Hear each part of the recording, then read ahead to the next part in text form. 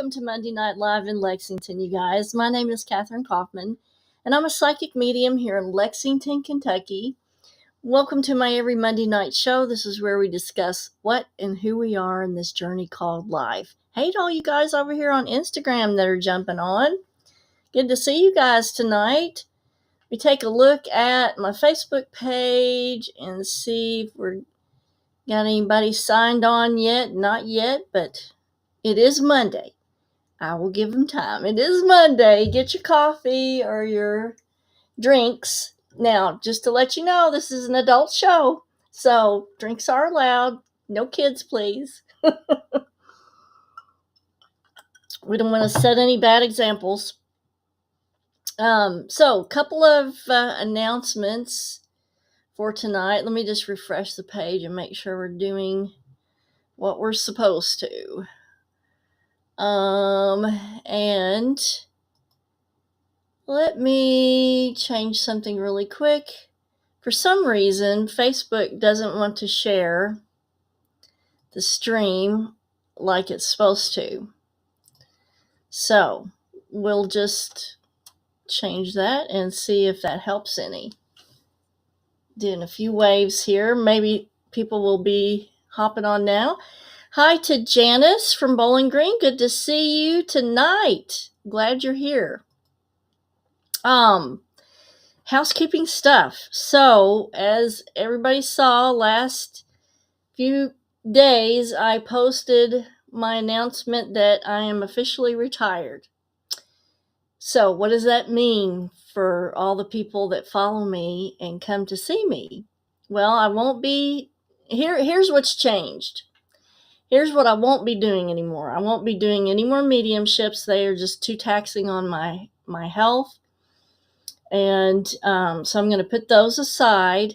No more investigations or clearings, although I will be counseling people on the phone like I always have done in the past. You know, like when people can't afford for me to come to a location, I've always spent time on the phone with them, telling them, you know, all the things that they can do on their own to change the situation. I'm also only going to be working part-time. You know, when you retire, you have restrictions on how much you can work. So I will be trying to figure out, you know, how many people I can see and still be retired. So that's going to be needing fine-tuning. I won't be doing any more in-person. It'll just be on the phone or video chat. Now, if you are a long-term client and you've been coming to see me for a long time, I will still get you in for in-person. But, you know, you will not be able to sign up on the website for that. If you're a long-term client and you want it in-person, you're going to have to contact me directly to set that up. So it's not that bad. You're still going to have me. What things will continue? Fun Friday is going to continue. So every Friday I do a free 3-card reading on my Facebook page and Instagram account. And those are going to continue. Every Friday you're going to get the free inspirational reading. Monday Night Live that we're doing tonight, that's going to continue too. So I love getting into really weird topics and talking to you guys about it. So that's still going to be going on. Hey to Amanda. Yeah, some cool things are ahead for me. I'm going to have more time to spend with David, and hopefully I will get time to work on my garden this spring. Special shout out to Beth and Vicky. Good to see you. I'm glad you made it. And a special shout out to my gemstone guru, Barbara Bacon. Good to see you tonight. So tonight we're going to go over fifth dimensional thought, why we should try to practice that, and how that can change the world that we live in. If we all practiced 5-dimensional thought, this would be such a wonderful world to live in. Not that it isn't already. There are things about the world that are still really, really good, even though we have a lot of bad things happening. And the reason we have those things that are going on is because the majority of people are in what we call three-dimensional thought. So let me explain what I'm going to do is explain about third-dimensional thought. And then real briefly, I'm going to go through all 11, what each dimension means, like all the 11 dimensions. And then we're going to focus in on the fifth dimensional energy and how to transform it into thought and what to do with that. So what is life like living in 3D? Mainly in 3 dimension, our reality is distorted such that our experience is separate from the unified field, and we experience things on a singular level and from our own perspective. And in our perspective, there are illusionary things like fear, separation, scarcity, anger, those types of things. And these are low frequency emotions like anger, sadness, fear are pretty much the most common ones. And these are emotional reactions to that illusion of separation. Okay. And 3 dimensions give us this illusion of separation. Things really seem like a struggle or that we're on a treadmill in 3 dimensions. And we see other people as separate from us or different from us. And so disagreements are resolved through arguing, power struggles, war, force. And in these lower frequencies, these emotions that we're in these lower frequencies, it's very hard to manifest abundance and prosperity when you are resonating in a lower frequency of separation and isolation and scarcity. So 3-dimensional thought is sort of based around scarcity and separateness. So real quick, let's go over, what are these 11 dimensions? And, I'll not lie to you. It took me, even though I love reading about this stuff and I love studying quantum physics, it took me a few times of reading this and watching a few videos to get what each separate dimension was all about. And so what I tried to do is to get just like basically which dimension, what the energy of frequency is behind it for you. Now, as always, if you have any questions, just put them down in the comments and I will try to watch those to see if I can catch them as they come up. So the first dimension is just the dimension. It's one dimension, it's length or a point. Okay. And that's all you're going to experience in that type of dimension. When we go to 2-dimensional, we're adding a line or width to the length of this point. So in the second dimension, we not only have the length of the first dimension, but we have the width of the second dimension. Now, where we are located right now is the third dimension, which is a folding of the first two to create depth. So we have length of the first, we have width of the second, and we have a folding of these two to make depth, which is our 3-dimensional plane.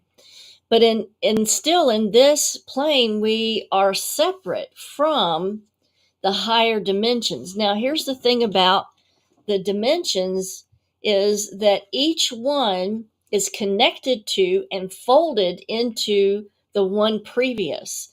So you noticed when I said when we had the first dimension, we just had length. And then when we added the second dimension, we had width. So those two are folded together. And then when we fold those two, we get depth with the third dimension. So you have an intersecting and a folding of all these dimensions that I'm about to talk about. Now, we're only in the third dimension, so our resonant frequency is in this sort of animalistic separateness state of being. Let me check for questions just to make sure I haven't missed anything. Hey to Deanna Flannery, good to see you. Okay, let's get back to our dimensions. Okay, going on to the fourth. Now, these are all quantum theories.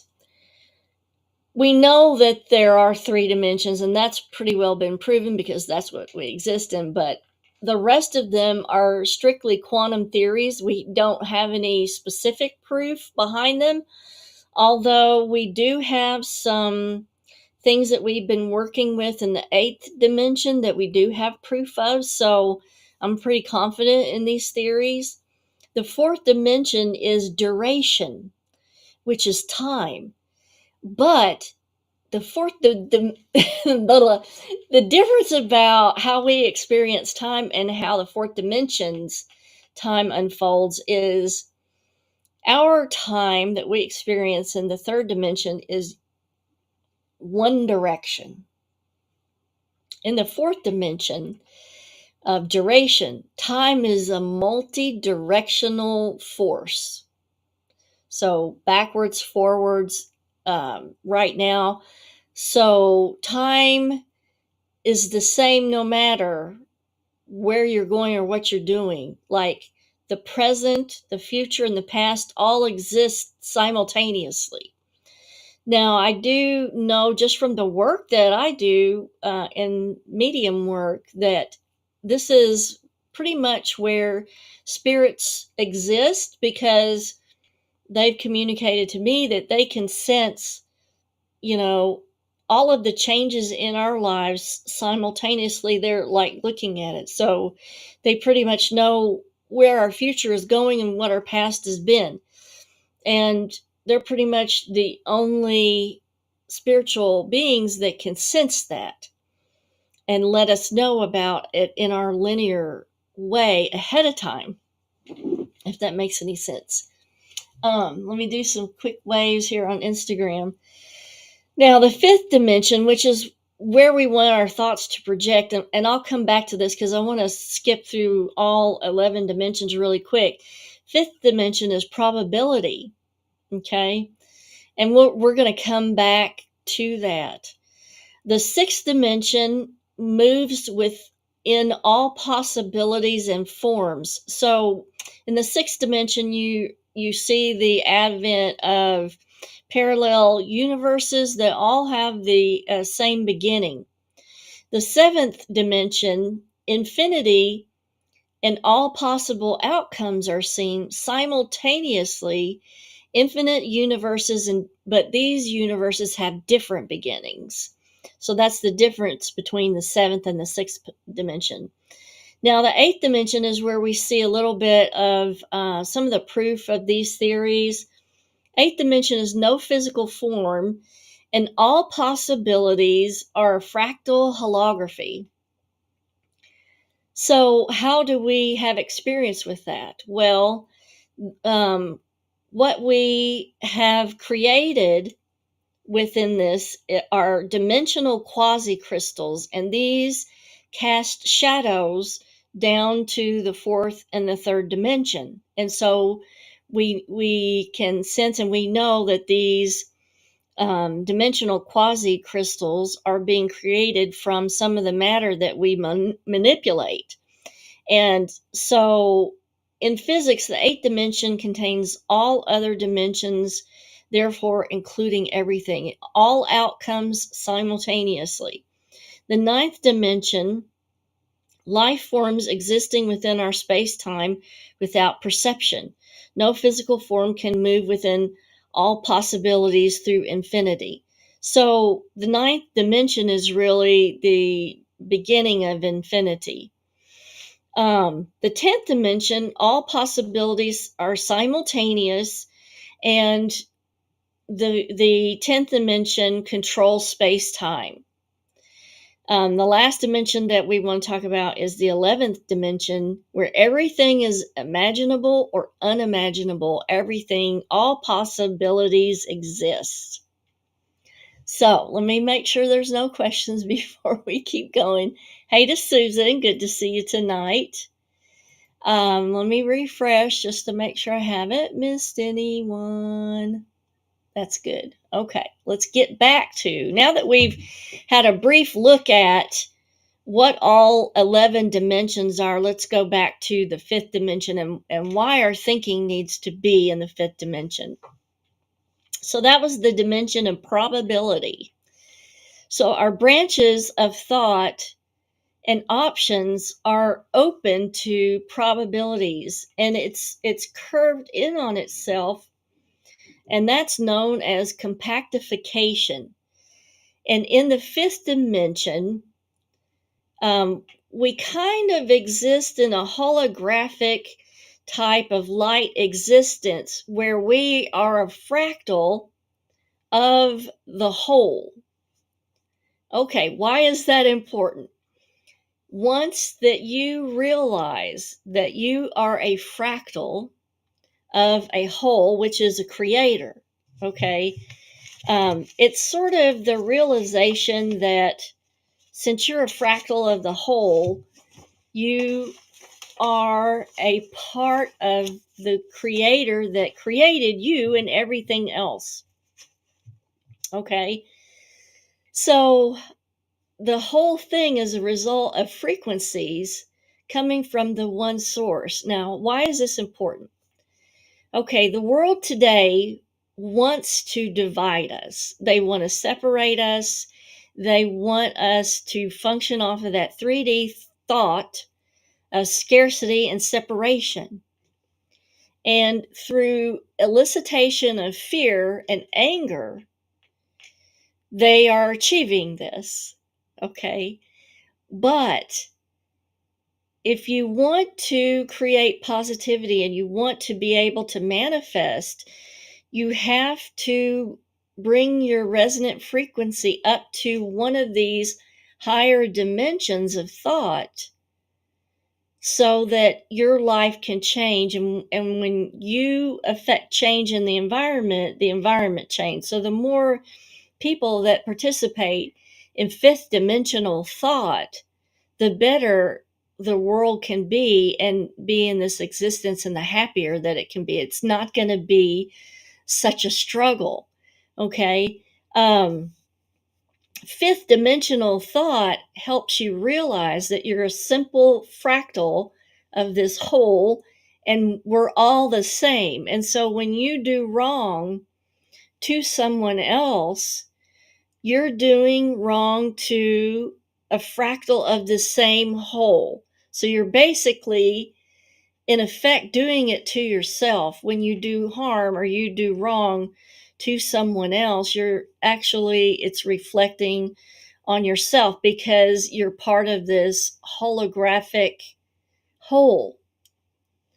Now, let me check for questions. I know this is a lot to try to think about, but what a lot of people don't realize is that entanglement of matter keeps us all entrained and connected to each other. And so the more good that we can affect and the higher that we can bring our resonant state, and the more we try to evolve and improve, the better we can affect change. And that's why it's really important, I think, to make your best attempt to get into fifth dimensional thinking. Let's see what this says about it. The fifth dimension is the first of higher spiritual dimensions back to the source, and that is exactly what I was talking about. It's a plane of consciousness. It's a perceived reality. It's a range of frequencies. It's a state of being. Fifth dimension resonates at a higher frequency than the third dimension. And that's, third dimension is where most of us are resonating at. And that's why the world is such a scary, horrible place. So with fifth dimension thinking, we recognize that we're all connected on the quantum level. There's no separation, and we take full responsibility for the emotions that we feel and the thoughts that we choose, no matter what happens. So it's important, even if you get tied up in something that may be bad or it may not be right, that you don't go back down to that frequency. It's important that no matter what happens, we choose fifth dimensional thoughts in the way that we respond to things. Hey to Wildwood, good to see you tonight. Now, I wanted to zoom in a little bit more on the probabilities of the fifth dimension. So, this is the branches of thought and options of probabilities. So, in the fifth dimension, you start to see other probabilities that your life take. And the thing is, they're all results of different choices that you make. And so, what you want to do is to try to project yourself down that path of probability to see, where is this going? Where does this probability lead? Is this the decision that I need to make to come out with the best result? Or is this, it's a matter of conscious choice in the fifth dimension. So when we move to sixth, seventh, eighth, ninth, 10th dimension, we're talking about movement with all possibilities. So we're jumping from probability to possibilities, which I think is a big shift and it's a big step. So let me check for questions real quick. Sorry. I just want to make sure I'm not missing anything. Now, there was an old saying that kind of aligns with this. Do unto others as you would have them do unto you. But the thing is, we're all fractals of the whole. So when you do unto someone else, you are doing unto yourself, basically. And that's what a lot of people don't realize. And especially when they engage in three-dimensional things like murder, suicide, stealing, that type of thing. You're only hurting yourself. You are hurting someone else too, but you're really hurting yourself by not trying to evolve your spirit. So I just wanted to bring this to you guys tonight for a little bit of deep thought, because all I see when I look around, almost, except for the light workers, is the fact that our media and our governments want us to be divided. Now, here's the thing about that. We're the whole. We are the whole, and our numbers are very strong. We could actually control things if we were all on the same page with fifth dimensional thought.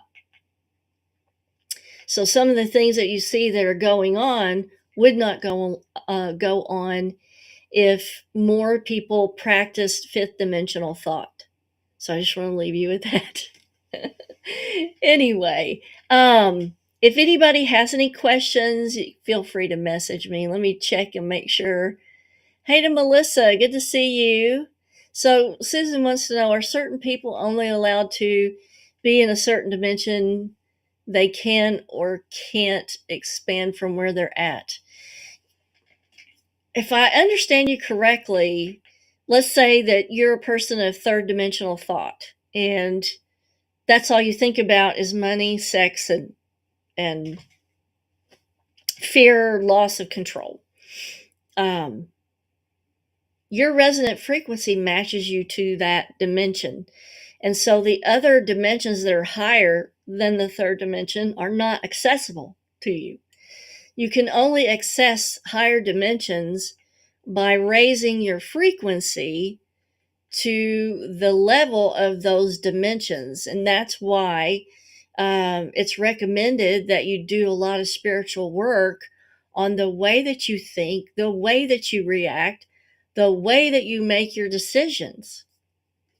and the way that you view the world around you. So Beth says, what you put out into the world will come back to you, karma. Yes, it's kind of like that. It's sort of like, I don't know, if you had a gun and you were trying to shoot somebody else and the bullet ricocheted back and shot you, because you're doing it to yourself, basically. The fifth dimensional thought is those branches of probability, all the probabilities that are opening up, and the realization that we're fractals of a whole creator, the whole. We're fractals of the whole, and that the creator has created this. So it's very interesting, and it can get pretty deep. And I thought it was really cool that we have proof of dimensional quasi-crystals. And if I had had enough time for tonight's show, I was going to try to find some illustrations that I could have used. It's sometimes a pain when you got to search around for, a free image to use that you can put on the show that you won't get a copyright strike on. But there wasn't enough time to do that. But if you have time, what I want you to do is to Google images for dimensional quasi-crystals. And then another thing that I thought was really interesting, and I'm probably not going to say this right, Ondicross codes. And they're associated with the quasi-crystals. And the one program that I watched said that it was that the Ondicross codes were what a quasi-crystal looked like. And the Ondicross codes are error-correcting codes that run the universe. Now, here's the interesting thing about that. It is that their patterns are mathematical codes that we currently use in our search engines and web browsers. So we're actually sort of living in a light matrix of fractals that is a result of a creator. And all that we see is a result of frequencies and these fractals coming from one source, which I thought was absolutely cool. And we'll let that blow your mind for the evening. Hey to Nancy, good to see you. Thank you so much for the compliment. Anyway, I'm going to leave you with that. And I hope that this gives you a little bit of maybe some kind of kickstart to maybe wanting to try some fifth dimensional thought. And we'll come up with something from the fifth dimension for next week. Until then, I hope you guys have a fabulous week. Kisses from Kentucky, and I will see you later.